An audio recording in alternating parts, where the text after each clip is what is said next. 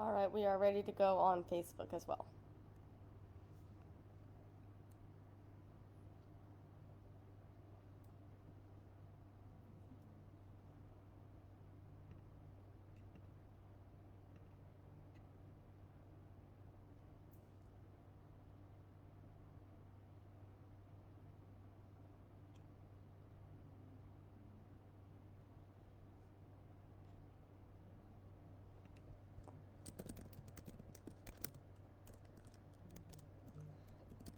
Okay, I'm in now. I'm reclaim host. Hi, Dr. Friedman. Hi.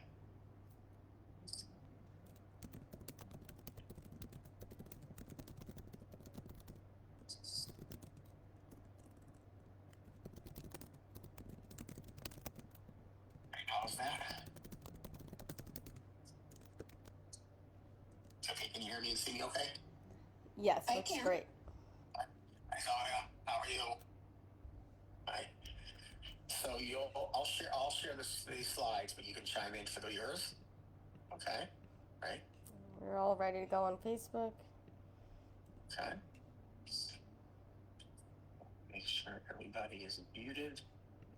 Oh. So I'm gonna mute everybody. Tiffy, unmute yourself, and Okay. Sonia, unmute yourself. Okay.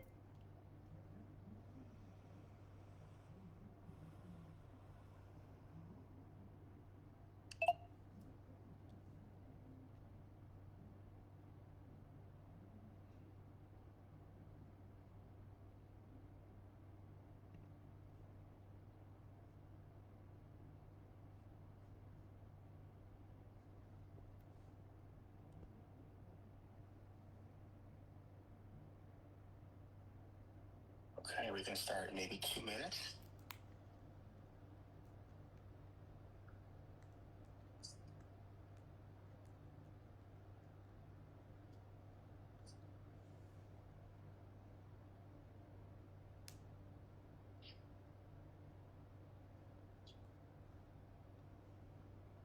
How's that look, Tiffy? Looks great. Okay, great. Great. And everybody's on Facebook also? Yep. Okay.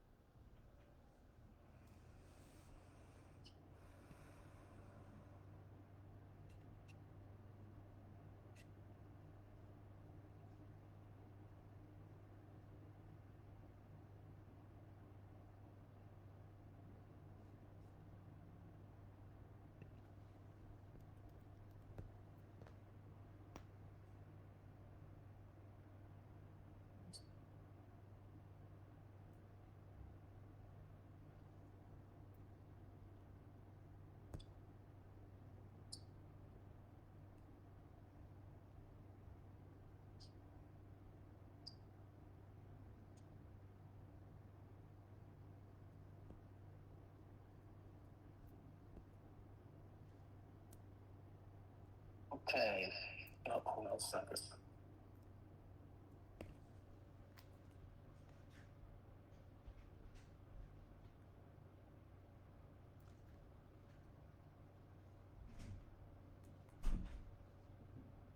Okay, can you hear me? It's still on. Good.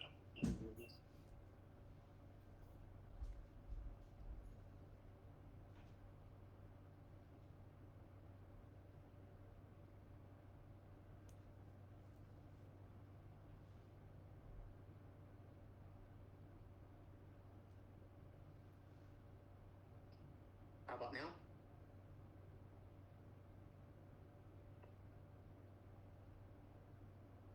Tiffy, can you hear me now? Yes. Oops.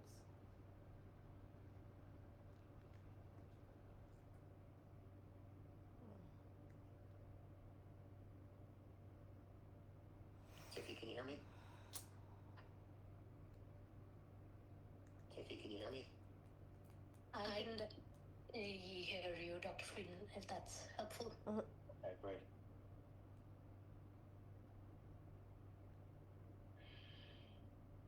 You need to unmute Tiffy.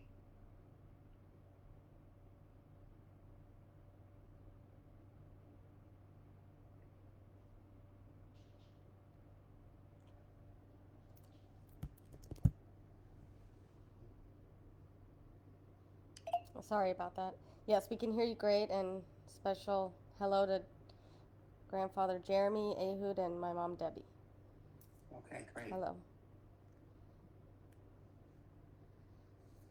So we have a very special guest today, Zoya Brar. Still get an echo. I don't hear an echo. But you are on here twice. Oh, there. Right. Still getting an echo.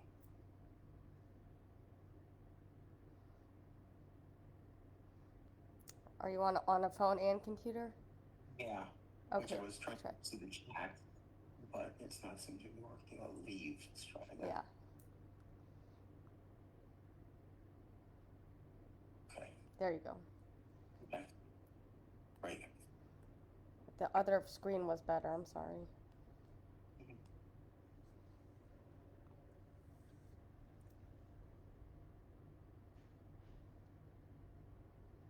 Okay, welcome to our webinar on good hormone health, cortisol, circadian rhythms, underappreciated patterns that are the guide to Cushing's disease and wellness.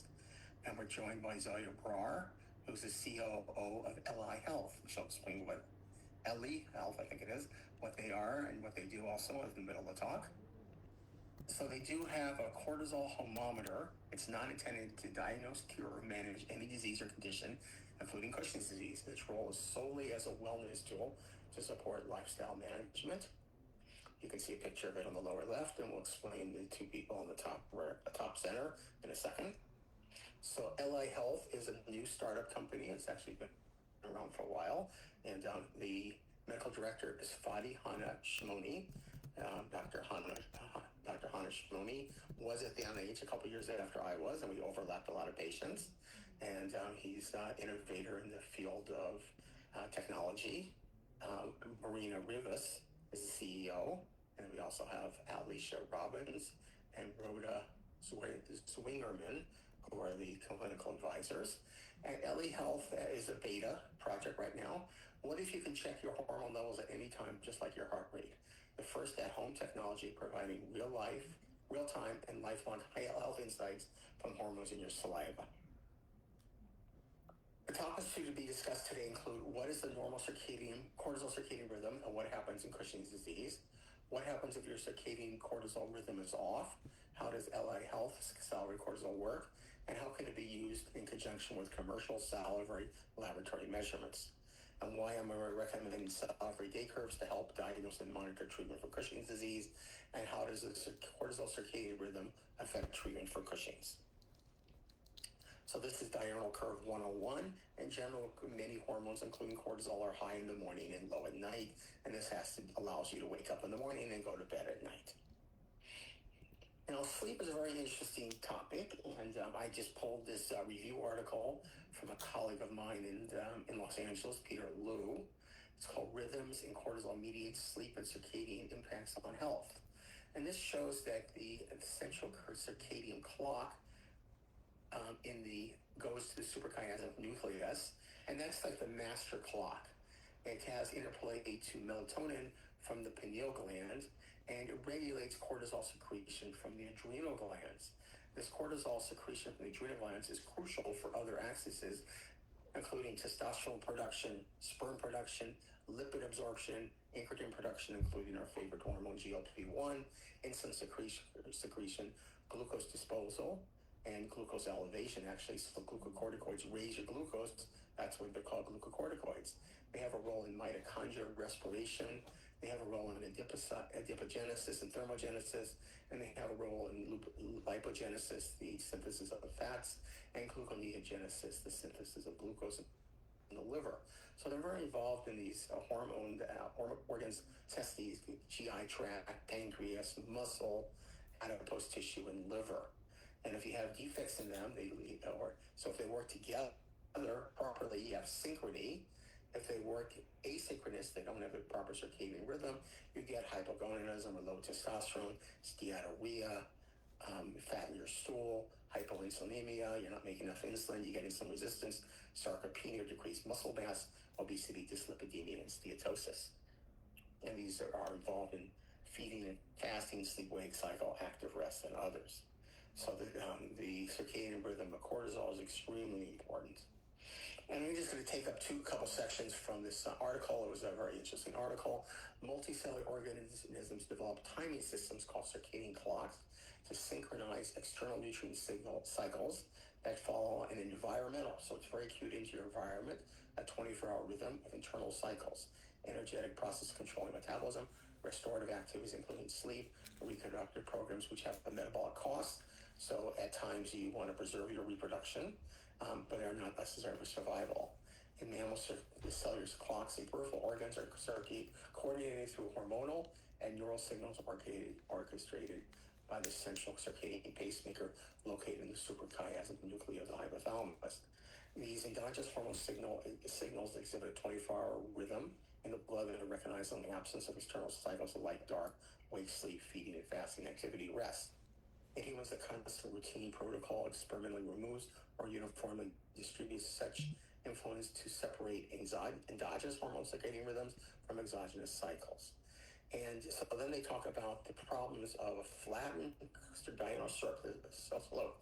This means that you don't have your proper rise in the morning and you don't dampen your cortisol at night. I'll show some pictures of this, which represents a slower decline in the cortisol to the nadir. The nadir is a low point. And this may mediate many mental and physical diseases, including from insufficient sleep to aging. So what's lack of circadian rhythm, where you don't have the morning rise and you don't have the damping at night, may lead to a lot of diseases. And then as tied in today, they conclude the article saying technological advances are occurring to make near continuous cortisol monitoring a reality. They quote these two articles, one from 2023 and one from 2024. And such advances could revolutionize the assessment and management of cortisol disorders, much like how the coin-shaped continuous glucose monitors that are inconspicuously worn and highly accurate are revolutionize the management of diabetes mellitus. More naturalistic studies are needed to properly document cortisol rhythms. However, these technologies, such as what Eli Health is doing, is going to revolutionize how we pick up cortisol, how we deliver cortisol, and how we monitor cortisol and its impact on wellness and eventually diseases. Now, according to LA Health, 1 in 3 adults have cortisol dysregulation. So this asks you, why track the cortisol? This man is like resting comfortably there. Cortisol is the master control hormone. It touches nearly every system in the body. It regulates about 25% of the human genome. It sets your morning wake-up signal and keeps energy steady throughout the day. It modulates stress response so you stay calm and focus under pressure. It has natural anti-inflammatory properties that support immunity and healing. It's the key to workout recovery. It guides muscle repair and adaptation. It influences how we age, from skin quality to metabolic health. Now, the concern is a blunted circadian rhythm with lower peak values and higher nighttime values. Do you have any comments on this, Dr. Bray? Dr. Barr?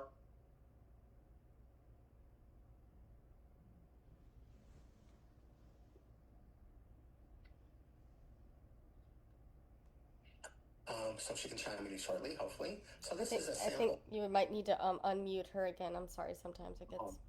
Can you do that, Tiffy? I can try. I don't think I can.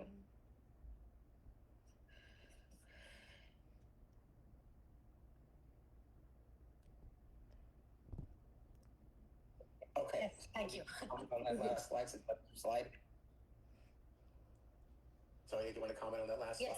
Yes, but I can't see the last slide right now. It's your in. Yep. Yeah. Okay, right here. Yeah, so absolutely. I think you already captured it, Dr. Friedman.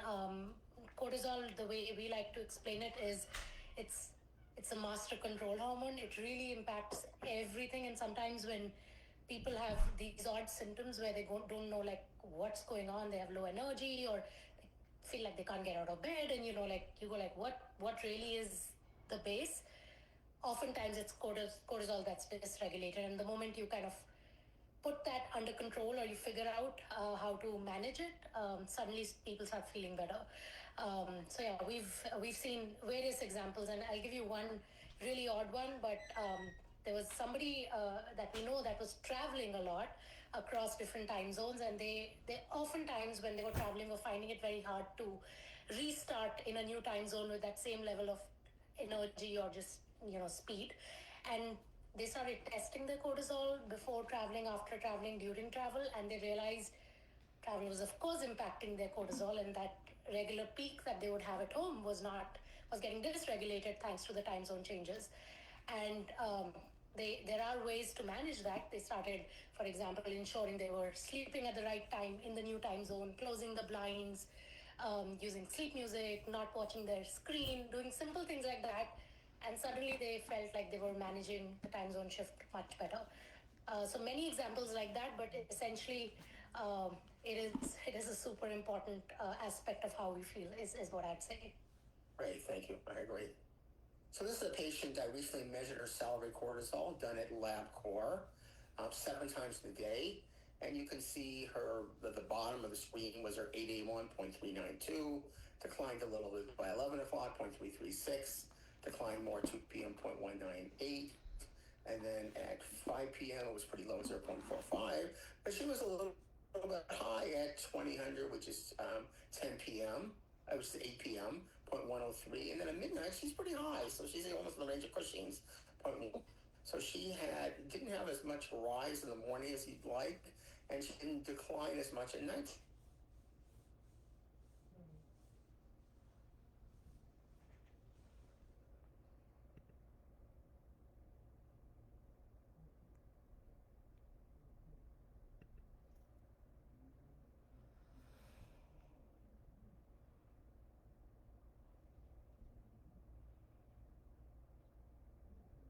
Normally rise in the early morning to prepare you for wakefulness. If it's elevated at night due to disrupted rhythm, it can interfere with sleep onset and cause you to wake up during the night. Conversely, if cortisol levels are not high enough in the morning, you may experience excessive daytime sleepiness and fatigue. Cortisol is involved in mood swings. Fluctuation in cortisol can lead to anxiety, depression, and irritability. Cognitive problems. Cortisol affects brain function, including memory and focus. Imbalances can lead to difficulties with concentration and decision making. It has roles in metabolic and weight issues. It can cause weight gain. So cortisol affects metabolism and appetite. A disruptive rhythm can lead to increased appetite, fat storage, and weight gain, particularly around the abdomen, which is what happens in people with Cushing's disease. It has metabolic issues. Long-term disruptions can lead to metabolic disorders like insulin resistance and increased risk of type 2 diabetes. It affects your immune system, so a compromised immune system can happen. Cortisol plays a role in regulating the immune response. Imbalances can weaken the immune system, making you more susceptible to infections and illnesses. It gives you other risks, including problems with cardiovascular problems, inflammation, other issues. So you can see this cortisol circadian rhythm is crucial. Okay, so what happens if your circadian rhythm is off, especially at nighttime cortisol is high? First of all, you should make sure you don't have Cushing's, especially if you have some of the stigmata of Cushing's, so we'll talk about later. Check for menopause. If you're having hot flashes, you might have this high stress and you're going to have high cortisol at night. Don't eat within 3 hours of bedtime. Expose yourself to morning sunlight and avoid evening sunlight. Get morning exercise and probably not nighttime exercise, and avoid nighttime electronics. Some of the supplements include GABA with L-theanine, melatonin, valerian, 5-HTP, CBD oil, lavender and chamomile, light control. Avoid cell phones, tablets, and TVs, and blue light blocking glasses are a possibility, or at least on your cell phone you can put in those blue light blockers, which I think works pretty well. Different hormone treatments would be estrogen, progesterone for menopause. Vitamin E can help with hot flashes. Phosphatidylserine, it's also called Serophos, 300 milligrams an hour before bedtime, lowers nighttime cortisol. DHEA, 25 milligrams in women and 15 milligrams in men at night, counteracts cortisol. Ginkgo biloba, 120 milligrams twice a day, lowers cortisol. Ashwagandha may be helpful, and a supplement called Cerevital or Otropin also raises growth hormone, which may be helpful to get you into that deeper sleep. Okay, so this goes back many years ago, before most of you were born. This is the publication I had in 1994 at the NIH, where I was studying a peptide called delta sleep-inducing peptide. And we found the regulation of delta sleep-inducing peptide. I think delta sleep-inducing peptide has turned out to be not that important, but I did have a nice figure that I want to share with you of the circadian rhythms. The delta sleep-inducing peptide has a circadian rhythm as shown in number A, where it's higher during the day and drops at night. Your body temperature is the same thing. It's higher during the day and drops at night. So it mimics the rhythm of DSIP. But the important thing is for you and other people, certainly reputed this and wasn't the only one to show this, but your ACTH and your cortisol follows a distinctive circadian rhythm, where it has a nadir around midnight, both the ACTH and the cortisol, and then it starts rising in the morning. At about 1 a.m. it starts rising. That's why when you're testing people for Cushing's disease, you want to, I have a cramp in my leg here, sorry about that. You want to test people when they're normally low, so that would be sort of between 11 and 12:30. You can see by 1 o'clock, cortisol and ACTH start rising, and then they reach their peak around 6 or 7 in the morning, and then decline throughout the day. So this is a clear evidence of circadian rhythm. A more other paper shows circadian rhythm of serum cortisol and Cushing's disease. This is an old paper from 1984. 2 examples of a patient, they lost their circadian rhythm. They still have some, but it's much more scattered than the one I showed in the delta sleep-inducing peptide paper. The cortisol is high at nighttime, and then they drop a little bit overnight, but it loses the circadian rhythm that most people have. And this one shows cortisol patterns in Cushing's disease. This is more of a schemata, but it shows high cortisols, mostly high at night, but they drop a little bit in the earlier part of the night. And in depression, you still have a circadian rhythm, but maybe a little less than a normal subject. So Cushing's disease is a disease of high cortisol at night that lacks a circadian rhythm. So this brings me to my favorite topic of how do you diagnose Cushing syndrome. We'll see how this is related to the circadian rhythm issues. So as people of my patients know, I see a lot of patients with Cushing syndrome. I try to diagnose it early. I try to take a careful history and physical. I look at their weight and body happiness. I look at old pictures. And most of my patients are fairly mild. They don't look like the textbook cases. They're early, they're periodic. They don't have a cortisol high every day. Most publications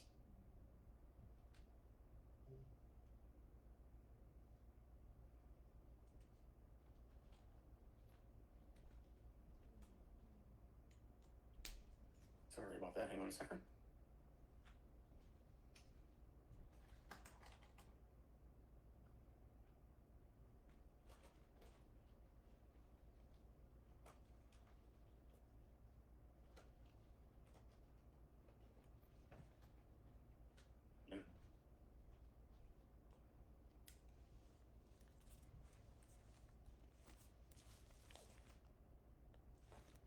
Do you see my screen? Yes. No. Okay. You can, but other We people can can't. see you. Oh, but we can't see your shared screen. There you go. How about now? Yes, just make it bigger. Can everybody see my screen now? Yes. But can you make it bigger? Sophie, can you see my screen? Yes, but can you...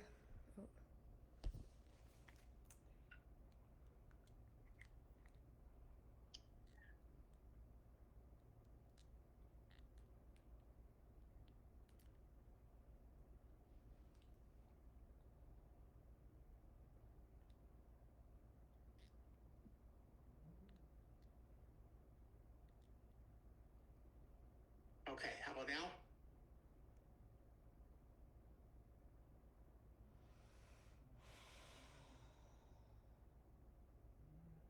Okay, I'm going to unmute Tiffany again.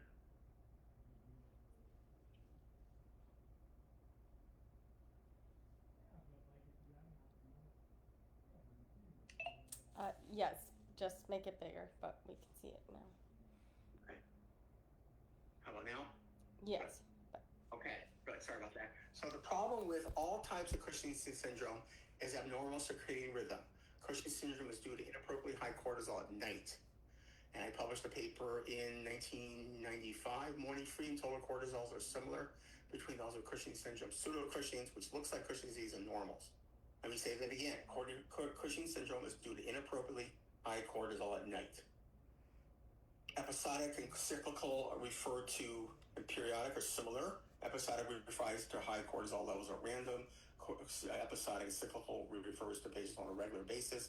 Most of my patients are episodic. The workup for having Cushing's disease and diagnosing it was published in the Endocrinology Society and more recently repeated. Some of the tests include 24-hour urine-free cortisols, overnight dexamethasone tests, which I don't find helpful because you can be low when you're doing the dex test. One of the most widely used tests is late-night salivary cortisols. It was recommended that at least 2 tests are done, and I think people are doing even more of them nowadays, some of it due to my work. So the first thing you want to do is you test when you're in a high. Most people are episodic, as I showed in my paper that I'll show next slide. A high period would be wired at night, can't sleep. Hyper low periods can be nauseous, weight loss, depression, lethargy, extreme fatigue, muscle and joint pain. So high would be wired at night, weight gain, acne, increased anxiety, mood swings, irritability, euphoria, more energy than usual, few aches or pains, tasks seem easier, insomnia, inability to stay or fall asleep, energy levels that perk up after sunrise, speed talking, mind is going faster than your brain, can process the thoughts to speak them, water weight gain, edema, high blood pressure, high blood sugar if the patient has diabetes.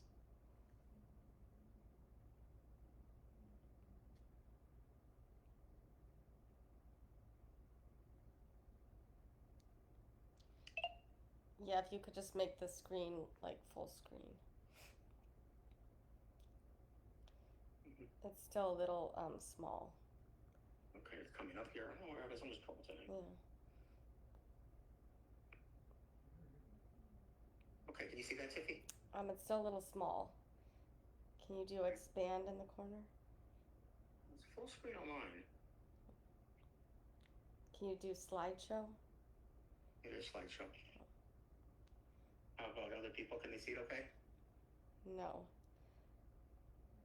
Let me try to share again.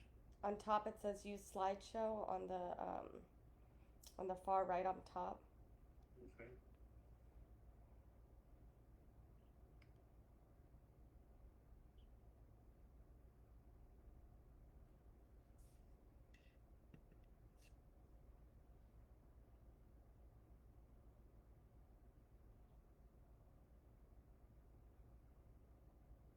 Okay, better, and then still is doing that weird thing.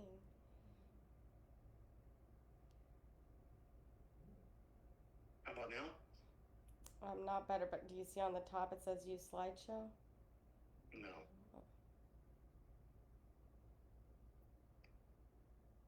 Can people see it okay? I think it could be okay for now. Everyone can, you can zoom in on your screen. Okay, so testing salivary cortisols is crucial in episodic Cushing's. And I have my patients test when they're in a high. Salivary cortisols are easy to do. I start with 4 of them at 11 o'clock at night. And patients, I usually tell them to test between 11 p.m. and 12:30 a.m. When they have symptoms of high. By 12:30, it starts rising to normal people. And these are very good to complement with urine-free cortisols at 24-hour test.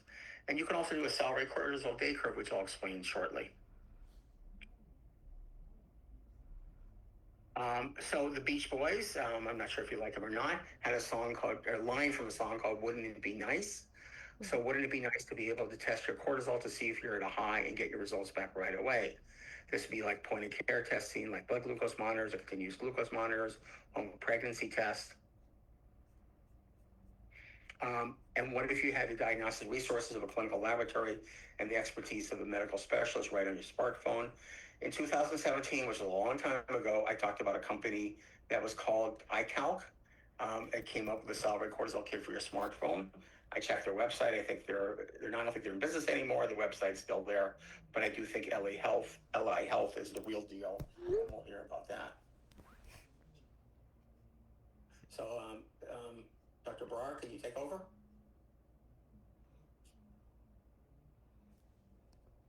I think she got muted again, but maybe she can share her screen. No, I'm going to show my screen, Oh. but okay, let's bring her back. And that's probably even better than the full screen.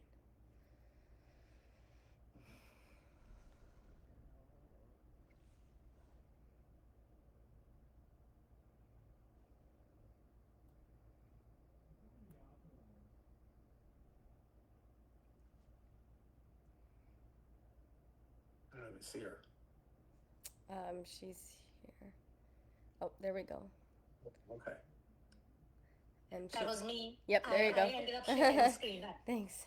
Are you going to share your screen or you want me to? I'm going to share it because that way it's full screen. You guys Okay, can great. see it as well? Yes. Okay, awesome. Thank you. Go ahead and share. Great. All right. So thank you for having me here, Dr. Friedman.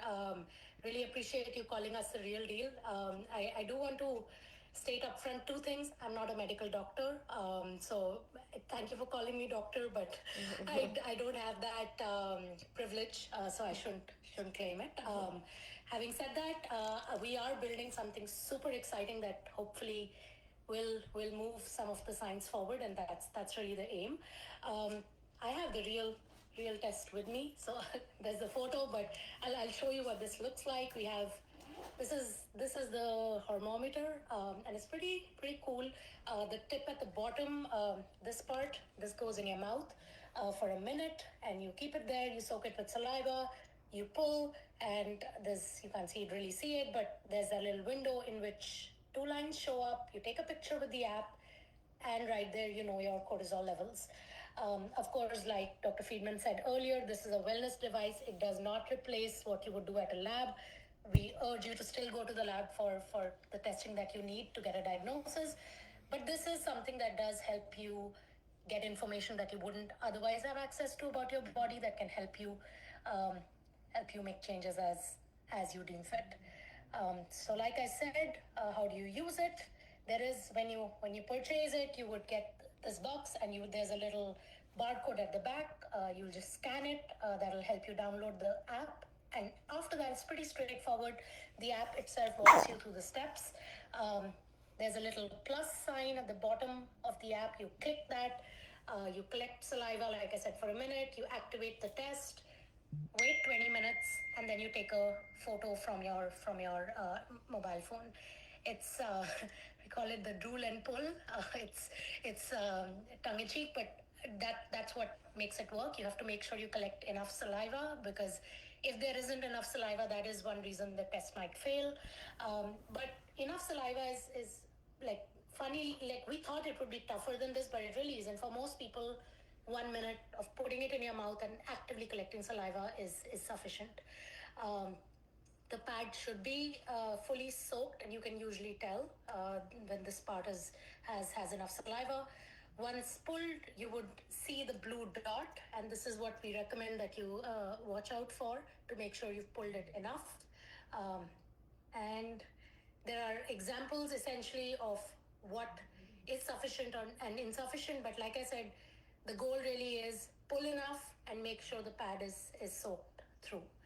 And then why should you track cortisol? I guess Dr. Friedman already covered a lot of examples of cortisol when it's disrupted, but even for healthy individuals that don't have Cushing's, tracking this can help you determine and manage your energy, your focus, your sleep, how you feel, and just everything to do with feeling like you're healthy. A healthy curve, like Dr. Friedman said, requires that you wake up in the morning and have that peak or rise. That's typically within the first 1 hour of waking up. So we do recommend that you test once in the morning to capture that peak within the first hour of waking up. And then At night, that curve goes down and cortisol goes to low, and that's indicative that your body is now rested and kind of ready to sleep. For people that do not have that fall or have a disrupted curve, it can mean disease, but it can also just mean that you're have chronic stress, have fatigue, you're wired all the time. You you can't shut down, and nobody likes to do that. So we like to say when the rhythm breaks, you can rebuild it, and there are of course ways to do it on the medical side, but even at home without any medical intervention. I gave the example of somebody that was traveling a lot, just ensuring that they had blackout blinds help them. But I'll give you a personal example because I always find personal examples work really well. I don't know if you guys can see this, but my phone is black and white, and I just keep it black and white all the time. It sounds boring. I guess that's the intent because I'm not addicted to my phone anymore because it doesn't. The dopamine hits are apparently the blue and the reds in my phone that cause it. So the fact that it's black and white, my brain is not constantly activated by all of that color, and more importantly, my sleep is so much better because I do end up reading on my phone before sleeping, which is not great, but it's something I still do, but I don't get any of the blue light thanks to keeping it black and white and having that blue light filter. So like Dr. Friedman was saying, simple things, but they can really, really change. And I actually saw my curve become more normal after I did that simple change using the test. So after you test for the first time, what do you see? You will start seeing a cortisol score. This is not a medical score. This is based on our own information, and similar to if you use kind of your Fitbit or Aura or Whoop that gives you a sleep score or any of those scores. This is kind of similar to that. It tells you based on population numbers and compares your result to that. So it will shift as you do more tests, and the first result doesn't mean by itself that you should change anything, but it gives you an indication. We also give you a lifestyle log prompt so that you can then say, okay, hey, my cortisol is X, but I did not sleep well, or I did feel like I'm tired, or like in my case, I was breastfeeding through the night, so of course I had a disrupted cortisol rhythm. So depending upon where you are, you can log that, and you can over time track what are the things that you do well that help your cortisol and what disrupt it. And that's oftentimes a really strong motivator for people to make change. After you've done several tests, you'll start seeing your diurnal rhythm, you'll start seeing trends, and you'll start seeing personalized insights. I'll tell you, hey, for you specifically, these are the things that disrupt your rhythm. This is your average wake up time, and this is how it correlates to your cortisol, for example. So pretty insightful at that stage. So when should you test? I covered this briefly before, but once in the morning, ideally 30 minutes after waking. We do recommend you don't eat or drink anything. Water is okay, but other than that, before you do your test for 30 minutes, which is usually when you wake up, most people don't eat or drink within that 30 minutes, so it works out well. For a lot of us, we just keep it at our counters where we brush our teeth, so we'll just take the test and then brush our teeth. So it's kind of become part of the habit because people always brush their teeth. So we do it right before that. And then the evening measurement can be 1 or 2 hours before bedtime. And it again indicates whether your levels are low enough or not. We do also see a lot of people use it for spot testing, where they're trying to test at certain points, for example, after workouts, to see whilst your body should have that cortisol rise after a workout, but it should go back fairly quickly to low. And if it's not, then it could mean you're over exercising, for example, or you need to modulate the time at which you're exercising. So it's helpful for that. Following stressful events, because a lot of people are high functioning stressed people, they don't even know they're stressed. So following it to actually see your body's reaction is another area. During relaxation, so the opposite. And then when sleep is disrupted, so if you can't sleep at night, some people will test at night to see is it cortisol. That's the reason that I'm wired or can't go back to sleep. And then we do also recommend, if you want to do a deep dive, you can test multiple times in one day to map your full diurnal rhythm. This is, of course, something that's not sustainable to do all the time, but once in a while to get that base. You can compare weekdays versus weekends, because routine, of course, impacts your cortisol, and to really, really get visibility into that. And like I was giving other examples, you can experiment with actions to explore how it affects your response. And that often is pretty insightful. Yeah, I'm going to pause there. And yeah, we think of this really as the future of anytime, anywhere testing, so that you have access to the information that your body already has on you, and you can make choices accordingly. And Great. Can you say again about the food and the tooth brushing and water? So no brushing your teeth 30 minutes before, no food, but water's okay. Is that right? Yes. So, and in the evening too, of course, probably most people won't be brushing 1 or 2 hours before bedtime, but like avoiding food or any supplements or anything else around the test is what we recommend, because some things can interact with it and then create confusion on why did this cortisol suddenly rise or suddenly fall when it shouldn't have. So we do recommend that. Right. Okay, I'm going to go back to the slides, and hopefully people can see them again. So this, Ed, do you want to show these slides, or we'll go through them quickly? Mm-hmm. How to use the thermometer. You can scan this code here. If you want to take a picture of this, download the Eli app. You do the plus sign, collect the saliva, activate the test, wait 20 minutes and capture your results. If you don't get any example with enough saliva on the poll, looks good. Not enough lines, insufficient saliva, no lines, insufficient saliva. Why track cortisol? You want to look at your circadian rhythm. You can rebuild it. A healthy curve starts at 7 in the morning and goes down throughout the day. A unhealthy curve, you're scattered throughout the day. You feel fatigue, wired, chronic stress symptoms because your circadian rhythm is not good. You can get a cortisol score, and then this also can be done for progesterone. We're talking about cortisol today. You can add your lifestyle prompt, so you can see your diurnal variation. You can add trend graphs and personalized highlights. So this is really a powerful tool. The diurnal rhythm is seen here. Looks at throughout the day. Do 30 minutes after waking and an hour to 2 hours before bedtime. You can do spot testing as shown there. You can compare weekdays to weekends and look at your circadian rhythm. So join Eli Health. They're shaping the future of anytime, anywhere testing. So how can Eli Health salivary cortisols be used in conjunction with commercial laboratory salivary measurements? And as I said before, and repeat it again, Eli Health products are not intended to diagnose, cure, or manage any disease or condition, including Cushing's. Its role is a wellness tool to support lifestyle management. However, you can use it in conjunction with commercial laboratory tests. You can get the salivary test. You can test when you think you're in a high between 11 and 12:30. This helps you figure out your highs based on your personal symptoms as a wellness tool. And then if you get a high in the Eli Health 1, you can collect the saliva at the same time using LabCorp or Quest. A high on Eli Health by itself doesn't count. Don't count that as one of your positive tests. But it can't be used to diagnose Cushing's disease, but it can guide you that you should be doing your testing with the LabCorp or Quest. We are working with our colleagues at Eli Health to start a study. We hope that will happen next couple of months. And we also hope to get a discount for our patients, as I think this will be quite helpful.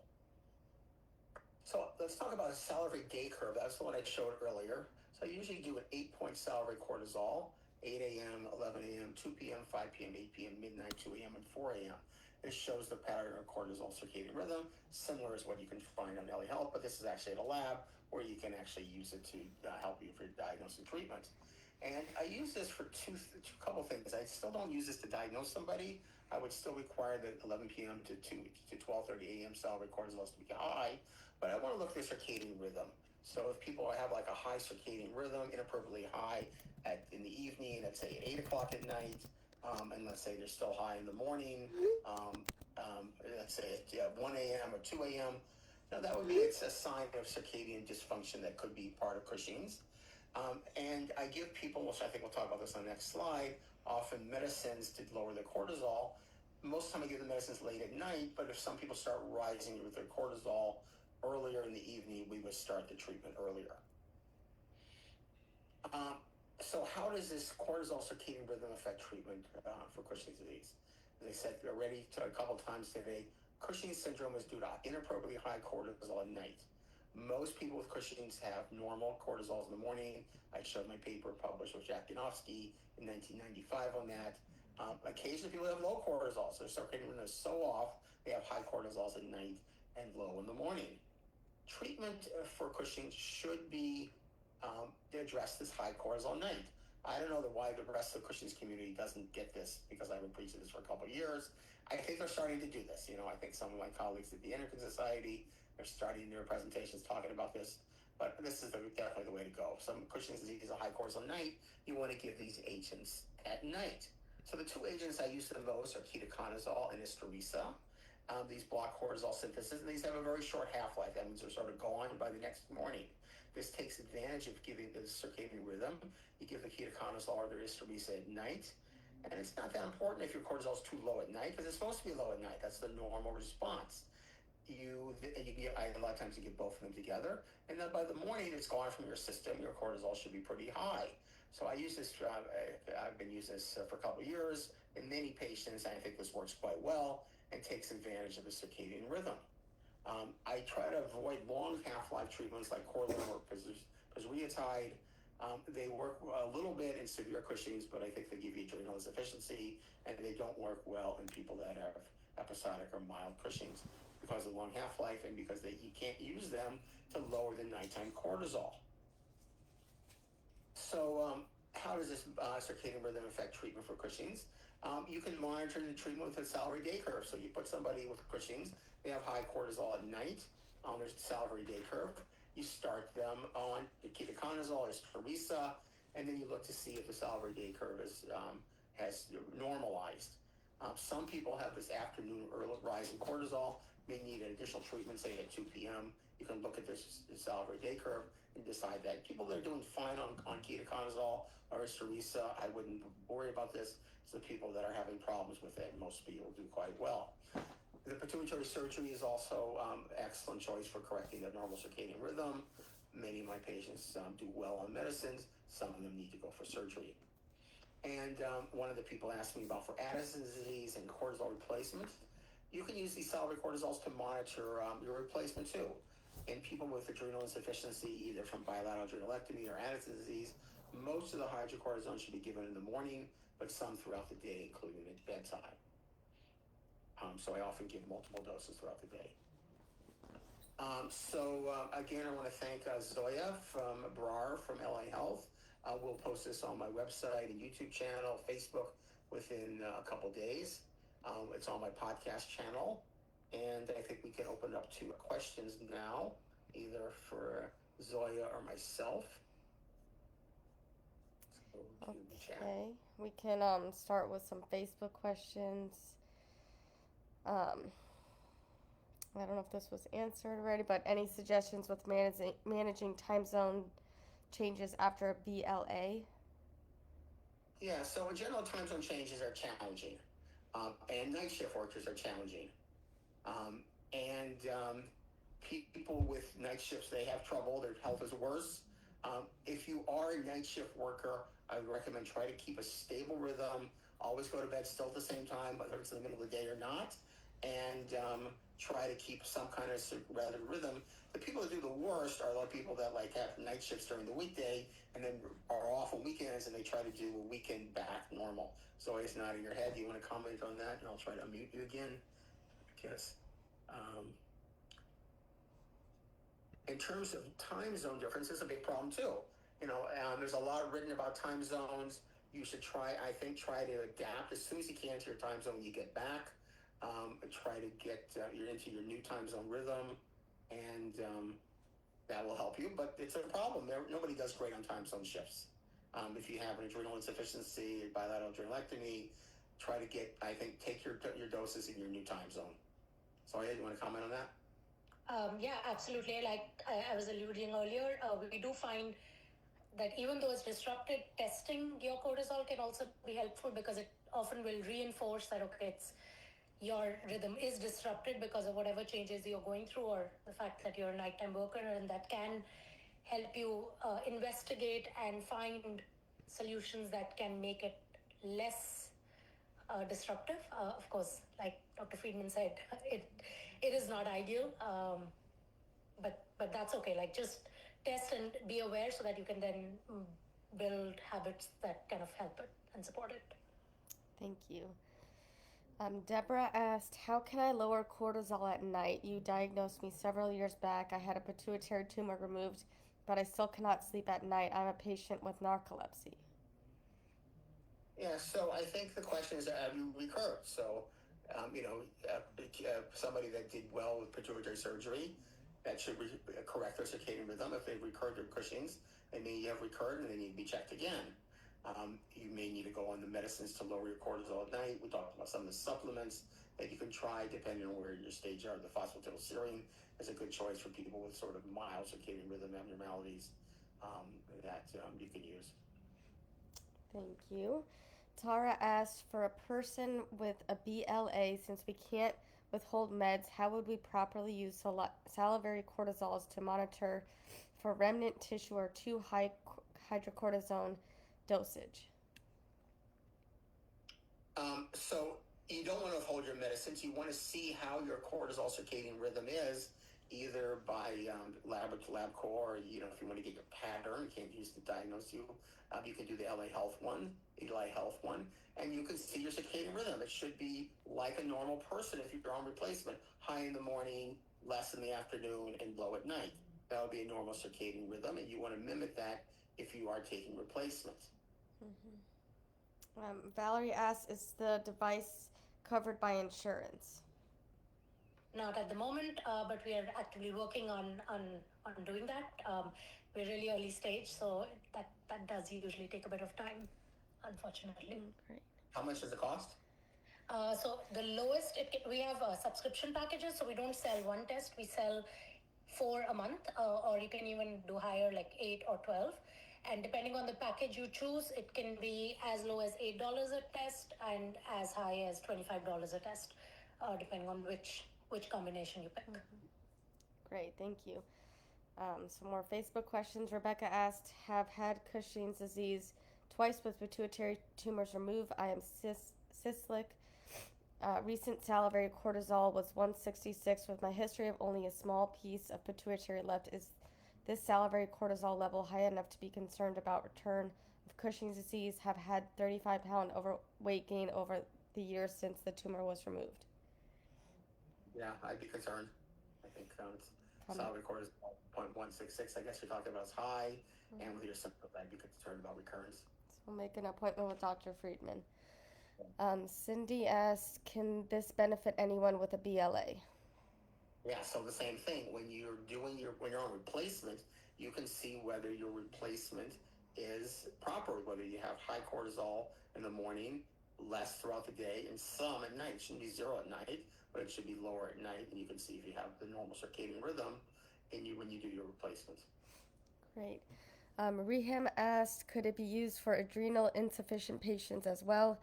I mean, when they don't feel well and want to check if it's due to loss of cortisol or not. Yeah, so again, with patients that are on replacement, you can look at your replacement dosing and see that it's appropriate. Okay, just a couple more Facebook questions, then we'll get on to Zoom. Hi, I'm wondering if Dr. Freeman can give us his thoughts on the continuing availability of desiccated thyroid medication, considering the series of statements recently issued by the FDA. Thank you. So that's a good question. I wasn't going to talk about it, but since you brought it up, I think the FDA is a lot of hot air. I personally don't really think they're doing a good job, this current administration. And I think they've given people a year to come up with a solution. I talked to one of the leaders at MP Thyroid, Acela. They have a big study that's finished, and they're going to write it up and publish it, and they think that will help get them FDA approval. They're starting a new study, a phase 3 study. That was a phase 2 study. They seem quite thinking that business as usual and things will be okay. There are several petitions going around. I'll probably send out a newsletter about that to sign that. But I expect desiccated thyroid to continue, and I expect compounded GLP-1s to continue. Great. One more Facebook question. Kim asks, maybe a little off topic, but what about the effect of methylphenidate on cortisol level in secondary adrenal insufficiency? Can the medicine help passing the ITT? Methylphenidate should not affect cortisol levels. And I think if you do an ITT, I think you can take it, stay on it, and I don't do too many ITTs, but if you need to, you can stay on it. Great. All right, moving on to Zoom. Kelly asked, on an early slide, you mentioned the DHEA can counter cortisol in Cushing's. Can a body raise DHEA levels significantly or try to counter the tumor secretions? The DHEA effect on cortisol is fairly small. So this is more for people that don't have Cushing's and don't have adrenal insufficiency, but have their, let's say, their salivary cortisols or the Eli Health cortisols, that they're a little bit high at night. They don't have that blockage. One of the options they can take is taking DHEA at night, and that will lower their cortisol at night to a certain degree. Okay. Cindy asks, is this being shared to all endocrinologists, the testing? I only know about myself. We will post this. We'll put it on YouTube, and endocrinologists are welcome to look on YouTube and look at this, and log in. And I think Zoya and our company, again, this is going to be definitely a future for patients to start with wellness and maybe diseases later. They have an excellent marketing team, and they are trying to get the word out. I don't know, Zoya, are you working to publicize this with other doctors? And I have to unmute you again. Mm-hmm.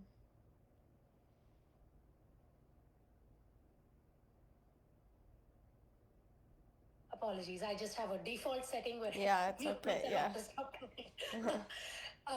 So yeah, no, definitely we are. We believe that this is a tool that everyone should be aware of, that can work in conjunction with other tools that doctors use. So we are trying our best to get the word out there. If you have an endocrinologist that you think we should talk to, feel free to reach out to me. We can definitely send them information. But yeah, we already through our channels are doing our best to get the word out there. All right, Cindy said, Dr. Freeman, you're all that matters. Thank you. Tara said, if a person with a BLA takes a salivary cortisol in the morning and it's detectable before taking morning meds, could that possibly mean remnant tissue if the symptoms are present? So I think you would have to withhold for 24 hours or take dexamethasone to know that for sure. And I think if it's very low but not zero, it's probably okay. If it's significantly high, it's a concern. But I would either withhold for 24 hours or go on dexamethasone. Mm-hmm. DT asked, for using Eli with adrenal insufficiency, how much time after a hydrocortisone dose can one test if trying to look at circadian rhythm? Obviously, AM test would be before morning dose. What about testing during the day for getting those graph points? So I would test it at 7 point or 8 point salivary cortisol, like I said. You would take your cortisol in the morning before you take it. You'll be close to zero. You can see after taking the dose, it'll be pretty high, and then you should, taper off during the day. Right. Michelle asks, are there any absolute contradictions to ketoconazole liver impairment? Could you talk a bit more about management? Yeah, so the main contradiction is the elevated liver test. If they're slightly elevated, it's probably okay. If they're 2 or 3 times normal, I probably wouldn't use it. Hysteresis is probably a little bit safer for liver test abnormalities. You can treat somebody with vitamin E and milk thistle. Hopefully their cortisol their liver test will normalize. Then you can start the keto on it. And I only give it to people that have Cushing's disease, basically. So I think that's the other contradiction. You have to have Cushing's disease to get it. Great. Ellie, help us identify high cycles in episodic Cushing's. How short can cortisol spikes be? Yes, so yes and no. So as we talked before, Eli Health cannot be used to diagnose Cushing's. It can guide you on insight into your circadian rhythm and guide you on when you can use a commercial lab to test with LabCorp request, detect your salivary cortisols. And cortisol is very pulsatile. The salivaries reflect the blood. So, you can bunch it up a little bit at a time. I usually have people, do, their salivaries between 11 and 12:30 and do it once per night. Usually you can catch that, but there's different testing protocols that we use. Great. Have Ellie tests been studied against LabCorp to see how close in efficacy they are? You want to show that slide? Okay.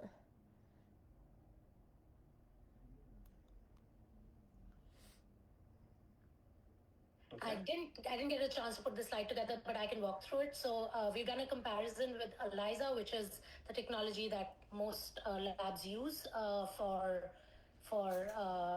doing these salivary cortisol tests. And our test has 97% correlation with the results of ELISA. We did it with McGill University, so not with LabCorp directly, but the same technology that LabCorp uses. And it's pretty similar. And I oftentimes give the example of COVID tests because a lot of people have used it at home. They're typically only 70% accurate compared to lab-grade tests. So ours is 97%, but having said that, it is definitely not a replacement to the LabCorp test. I would not even use it that way. I would think of this in conjunction with what you would, in any case, do at the lab. Great, thank you. With SAI and trying to taper, would you look for a normal rhythm with Ellie to get a sense if your body is ready for the next taper?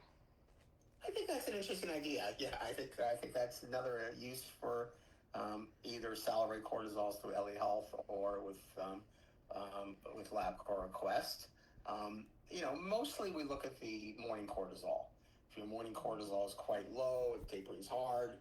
If your morning cortisol is pretty good, like above 10, it's a good chance you could taper, depending on your symptoms. But, I think it'll be interesting to see how people's circadian rhythm looks like after cure from surgery.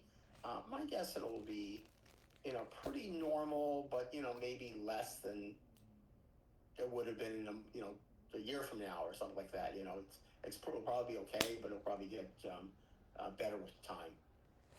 Great. Don't all hypopituitary patients have a dysregulated cortisol cycle unless on the cortisol pump? No, not at all. So most people can mimic their circadian rhythm on replacement. And the question that Janet has is patients with normal patients start their cortisol rising, as I showed in that picture, 1 or 2 in the morning. Patients without a pump may have a decreased rise, but I'm not sure how important that is. However, it is really important for patients on cortisol replacement to take some cortisol at night. I did a study when I was at the NIH, great study, I think, looking at patients with Addison's disease. They either got cortisol before they went to bed or they withhold it for 24 hours. And the ones that got it before they went to bed had much better sleep. They went into deeper sleep. So, and I think this ties in with you need some cortisol at night, otherwise you're missing that sort of rise in the morning. But whether that rise in the morning is completely physiological, I think using circadian rhythm testing will be helpful. Great. Can Ellie help understand if an SAI patient is crashing or headed towards a crisis using it feeling bad? Well, again, Eli Health is not able to diagnose medical problems. And hopefully it will soon. But, if you buy it and you don't tell anybody, you don't tell Zoe or the FDA or me, and you decide you're going to test your cortisol when you're feeling low, you can then go ahead and do a salivary cortisol or take some hydrocortisone. I don't think anyone's going to stop you, but again, it's not FDA approved for diagnosing diseases. Mm-hmm. Why isn't testing for Cushing's a part of the workup of obesity?